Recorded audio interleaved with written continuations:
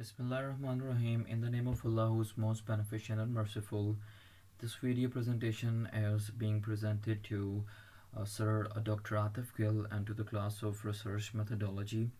The topic of presentation today is validity and reliability in research. First of all, we'll talk about reliability of our research. Reliability is actually the consistency of the results of the outcomes we do or get from doing the same methods, using the same tools, or repeating the same procedures every time. Those should be consistent. Those should be actually the same. So that actually shows us the reliability of that research, of that procedure, of that method. So definition of reliability should be that actually refers to whether your collection or your data collection techniques and analytical procedures would reproduce consistent findings if they were repeated on another occasion or if they were replicated by another researcher.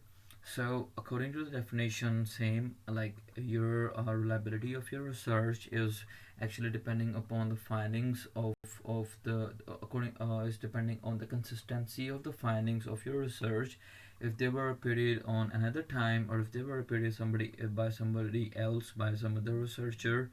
So the results should be consistent. That will show you the reliability of your research. For example, we measure the temperature of a liquid sample several times under identical conditions. The thermometer displays the same temperature every time, so the results are reliable. This is actually the basic this is the basic example of the reliability. Let's say a doctor uses a symptom questionnaire to diagnose a patient with a long-term medical condition. Several different doctors use the same questionnaire with the same patient but give different diagnoses. This indicates that the questionnaire has low reliability as a measure of the condition. As we see, like one doctor is getting another result while the rest of the doctors are getting different results from the same questionnaire. So that shows us the questionnaires reliability is actually not what we want. That is actually low. So it is with the low reliability. Then there are three types of reliability. There is test retest, iterator, then there is internal consistency. First of all, we'll talk about test retest. Assessing test retest reliability requires using the method on a group of people at one time, using it again on the same group of people at a later time, then looking at the test retest correlation between the two sets of scores. So test retest reliability actually means like we are taking under observation a same group of people and on the different times. There is just a difference of the time. We'll use the same procedure but same research population, but the timing will be different. For example, intelligence is generally thought to be consistent across time. Like if a person is intelligent today, definitely that person will be their intelligence tomorrow. So a person who is highly intelligent today will be highly intelligent next week. This means that any good measure of intelligence should produce roughly the same scores for this individual next week as it does today. Under the normal conditions, that person's IQ will be the same as it is today. Like taking 2 days under observation doesn't make that much difference. So iterator reliability is the extent to which different observers are consistent in their judgment. For example, to explain the iterator reliability, we'll take an example of university students, their social skills. We are measuring university students' social skills. We could make a video recordings of them as they interacted with another student whom they are meeting for the very first time. Then you could have two or more observers watch the same videos and rate each student's level of social skills according to their observations. To the extent that each participant does in fact have some level of social skills that can be detected by an attentive observer, different observers' ratings should be highly correlated with each other. So the two observers who were actually observing the same student meeting with the new student who he was actually meeting for the very first time. So they were observing the social skills of that of that student, so their results will be actually correlated, they will be matched, and they will be same. That will show us the iterative reliability. Then there comes the internal consistency. Internal consistency is actually consistency of the people's responses across the items on a multiple item measure. Like in general, all the items on such measures are supposed to reflect the same underlying construct, so people's scores on those items should be correlated with each other. For example, we take an example, like a sample of a maths test under the number sense and the logic. We give students a math test for number sense and logic. High internal consistency would let us know that the test is measuring those students constructs well. Like it will only be measuring their number sense and logic. It will not show us their arithmetic skills, their algebra skills, their geometric skills. It'll only show us their number sense and their logic skills. So then it'll be internally consistent. Only then this research will be only consistent, internally consistent, when it'll only show us the number sense and the logic, their values of the number sense and their logic. So this is how reliability in research methodology works. Now comes the validity. Validity actually tells us how accurately our research method measures something.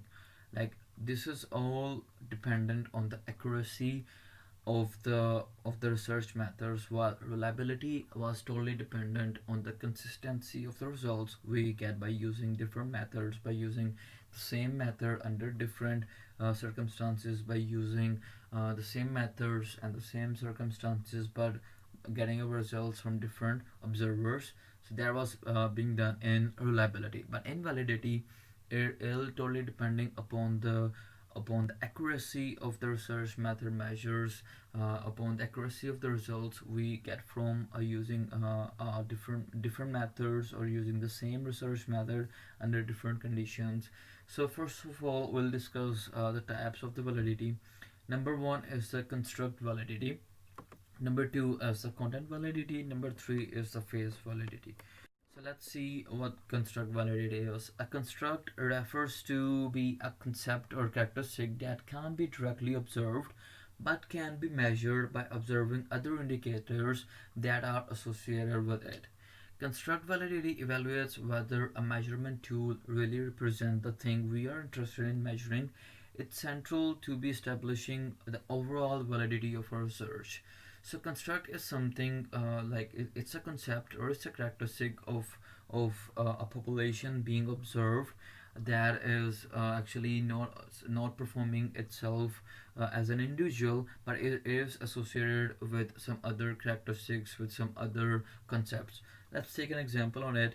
There is no objective observable entirely called there is entirely called depression that we can measure directly, because depression is not something we can definitely measure on a scale, or in weight, or something in like meters, in kilometers, on kgs. So there is no precise observation, there is no precise observable or measuring scale to get our results on depression. But based on existing psychological research and theory, we can measure depression based on a collection of symptoms and indicators such as low self confidence and low energy levels. So, how we say a person is depressed, if we see a low level of self confidence in that person, or if we see a low level of energy in that person, if we see the coldness in a person, if we see that person can't make eye contact for a long time. So, this is how we actually measure the depression in a person. So, this is how construct validity works. Then comes the content validity. Content validity assesses whether a test is representative of all aspects of the construct. Like if we have selected a construct, we have measured a construct, then we will see its validity regarding its content by seeing if it covers all the aspect of that construct. To produce valid results, the content of a test, survey, or measurement method must cover all relevant part of the subject it aims to measure. If some aspects are missing from the measurement, the validity is threatened. So like if there is something missing in the measurement, if there is some aspect that is not being covered under that construct or under the content of that construct, then it will be invalid. Its validity will be hurt. So we'll take an example here. A mathematics teacher develops an end of semester algebra test for her class. The test should cover every form of algebra that was taught in the class. If some type of algebra are left out, then the results may not be an accurate indication of the student's understanding of the subject.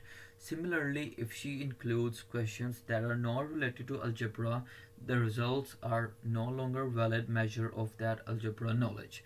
So the students in that class must have been taught some rules of algebra that must cover all the topics, all the rules, all the formulas, and each and everything from A to Z of algebra to all those students. And the paper which teacher is providing to the students to solve, that must be under that syllabus that has been taught to the students. That test should be totally should be totally from that syllabus which was taught to the students. So this is how actually the content validity works. Now we'll come towards the face validity. Face validity considers how suitable the content of a research seems to be on the surface. It's similar to content validity, but face validity is more informal and subjective assessment. Like it is much more, you can say, relevant to the content validity, but it is more informal and it is more subjective assessment of the validity of a research methodology. Let's take an example here. Like you create a survey to measure the regularity of people's dietary habits. You review the survey items which ask questions about every meal of the day and snacks eaten in between for every day of the week. So on its surface, the survey seems like a good representation of what you want to test. So you consider it to have high face validity. Like it shows you, like it's totally open in front of you. You can take every information regarding your research. Like you are researching on the dietary habits, and the person being observed, they can provide you with every kind of meal they have taken during their course of dietary, during their like they are selected for being observation, and they'll tell you every kind of snack they have been eating in those days. So this will show us the validity on the surface, like in front of us. This will show us that the validity of the research is maintained. And on the contrary, as the face validity is a subjective measure, it's often considered to be the weakest form of the validity. Like we can't just see the person's diet chart and we can say, oh, that person is going to be slim in a week or in 2 weeks, because might be the information provided in that data in that chart is not correct. So that'll definitely not be a good thing to consider. That will definitely a weak aspect of the face validity.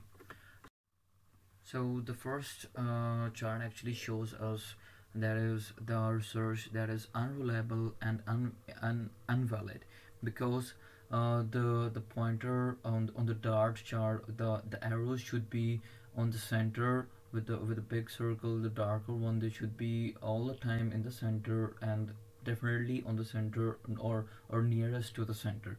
But in the first chart, we can see like there is no reliability. All the arrows were being thrown on the very upper part of the dart, and they did not hit at the point.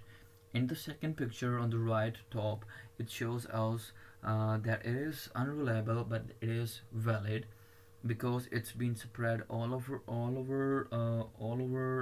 the chart. It is being like hidden by the person who was throwing the arrows. It was hit on the whole all dartboard.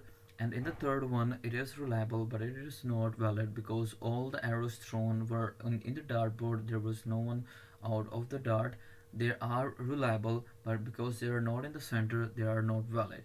And in the last one, it shows that it is reliable and it is valid because all the arrows thrown on the dartboard are at the center point of the dartboard and all of them are on the center point. So that is how it is both reliable and valid.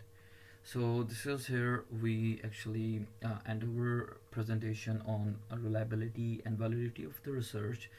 And definitely, if someone will have any questions, will have any suggestions for this presentation, so kindly let us know. Thank you so much for your time. Allah Hafiz.